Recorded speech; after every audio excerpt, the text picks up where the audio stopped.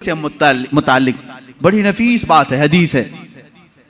جنگ بدر میں جو کفار و مشرکین آئے تھے، اس میں کئی غیب چھپے ہوئے ہیں، کئی غیب جن کی خبریں حضور صلی اللہ علیہ وسلم نے دی، ختم ہوئی۔ اس میں کافروں کو بھاری نقصان ہوا تھا، بڑا نقصان ہوا تھا۔ یہ تو معلوم ہے کہ صرف 14 صحابہ کی وفات ہوئی، شہادت ہوئی، باقی 70 ان کے مارے گئے، 70 قیدی بنائے گئے، پورا مال وہ چھوڑ کے بھاگے تھے، جو 1000 کی تعداد میں آئے تھے اور ادھر 313 ہی تھے۔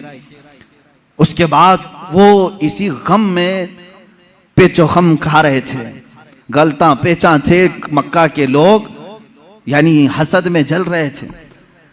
ان میں سے ایک شخص تھا صفوان، اس کے باپ کو قتل کر دیا گیا تھا میدان بدر میں، امیہ باپ مار دیا گیا۔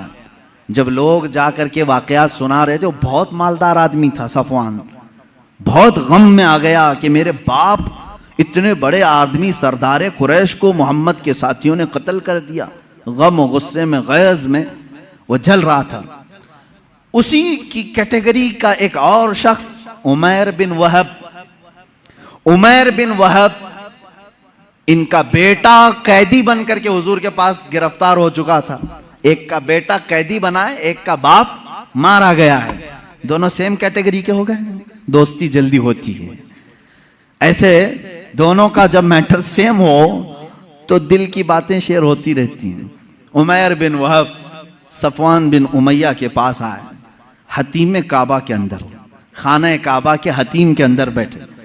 عمیر بن وہب نے کہا میرے پاس تو کچھ ہے نہیں، مال و دولت، لوگوں کے قرضے بڑے ہوئے ہیں اور ہر کوئی قرضہ مانگنے آتا ہے، ایسے میں میرے بیٹے کو محمد نے قید کر لیا ہے، کیا کہوں؟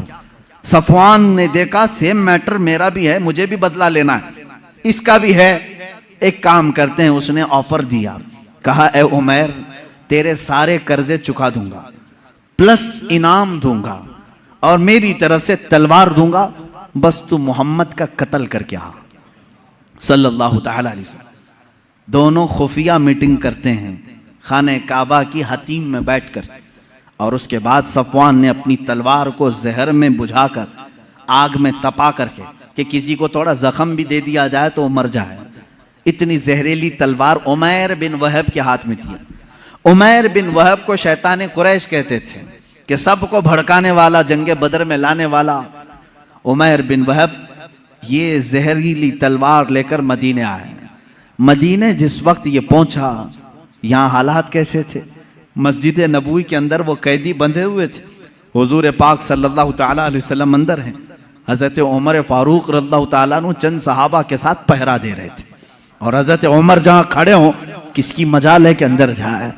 جب وہ قریب آیا، ابھی قریب آ رہا تھا عمیر بن وہب، حضرت عمر بالکل چونک گئے، اور اس کے بعد اپنے ساتھیوں سے کہا خذوا ھذا الکلب، پکڑو اس کتے کو، یہ آیا کیوں ہے مدینہ؟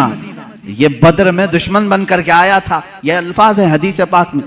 کہا اس کتے کو پکڑو جو پورے لوگوں کو بھڑکا کر کے بدر میں لے آیا تھا، اور جھپٹ پڑے اس پر، اور اس کے گلے میں رومال ڈال کر کے اس کو پھندا بنا لیا۔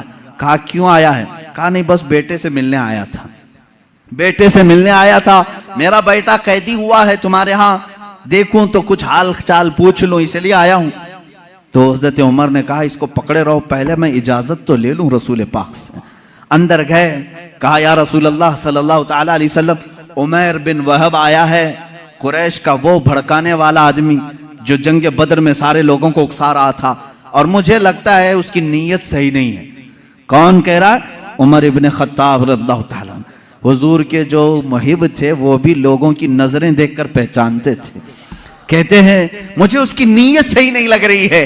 حضور پاک صلی اللہ علیہ وسلم نے فرمایا اس کو اندر تو لے آؤ، میں بھی پوچھوں کہ کس لیے آیا ہے۔ حضرت عمر اسی طرح پھندا ڈال کر کے اندر لے آئے۔ رسول کریم صلی اللہ تعالیٰ علیہ وسلم نے بات کرنا چاہی، اس کی حلق میں اٹک رہا تھا۔ حضرت عمر سے کہا چھوڑ دو اس کو، بات کرنے دو۔ تلوار بھی ہے عمیر بن وہب کے پاس، زہریلی تلوار جو لٹکی ہوئی ہے۔ رسول کریم صلی اللہ تعالیٰ علیہ وسلم کے اوپر کبھی کسی کا رعب طاری نہیں ہوا، کبھی حضور پاک کے جسم اقدس پر کسی کا رعب طاری نہیں ہوا۔ نہایت ہی سنجیدگی کے ساتھ اللہ کے نبی صلی اللہ تعالیٰ علیہ وسلم نے پوچھا اے عمیر کیوں آنا ہوا مدینے؟ اس نے کہا بیٹے کی خیر خیریت کے لیے آیا ہوں، میرا بیٹا قیدی بن کر کے آپ کے ہاں آیا ہے۔ حضور نے فرمایا نہیں، یہ مقصد نہیں ہوگا تیرا، یہ مقصد تو نہیں ہوگا، سچ سچ بتا۔ کہا نہیں، بیٹے کی خبر لینے کے لیے ہی تو آیا ہوں۔ حضور نے فرمایا بیٹے کی خیریت پوچھنے کے لیے تلوار لے کے کیوں آئے ہو؟ تلوار کی کیا ضرورت ہے؟ اس نے تلوار نیچے پھینک دیا اور کہا ان تلواروں کا کیا؟ جنگ بدر میں تو آپ نے دیکھا ہمارے پاس تلواریں تھی پھر بھی ہم کامیاب نہیں ہوئے، ان تلواروں کا کیا لینا؟ وہ باتیں بنا رہا تھا جیسے سامنے والے کو یوں سمجھا ہو کہ نہیں جانتا ہے۔ وہ تلوار نیچے رکھ کر کے کہہ رہا ہے تلوار سے کیا ہونا جانا ہے، کچھ تو نہیں ہوگا۔ حضور پاک صلی اللہ تعالی علیہ وسلم جلال میں کہا عمیر بن وہب چپ ہو جاؤ، وہ بات بتاؤ جو مکہ کے حتیم میں بیٹھ کر صفوان کے ساتھ تم کر کے آئے ہو، حتیم کعبہ کے اندر بیٹھ کر کے تم نے جو صفوان کے ساتھ ڈیلنگ کی ہے، معاہدہ کیا، وہ بات بتاؤ۔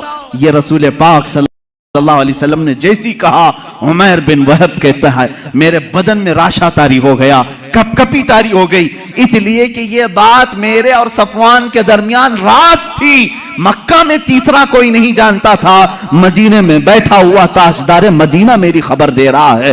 عمیر بن وہب نے کہا اشہد انک محمدن رسول اللہ، میں گواہی دیتا ہوں کہ آپ اللہ کے سچے رسول ہیں۔ تلوار چھوڑ دی، ایمان لے آئے۔ حضرت عمر نے گلے سے گلے لگا لیا اور اس کے بعد باہر آ کر کے کہتے ہیں صحابہ سے اے لوگوں، پہلے مجھے یہ شخص خنزیر سے زیادہ ناپسند تھا، لیکن ایمان لایا ہے، اب مجھے میرے عزیز بیٹے سے زیادہ محبوب ہے۔ یہ ایمان کی علامت بھی ہے۔ اللہ کے نبی صلی اللہ تعالی علیہ وسلم نے وہ خبر دی جو حتیم کعبہ میں بیٹھ کر کے وہ راز و نیاز سے باتیں کر رہے تھے۔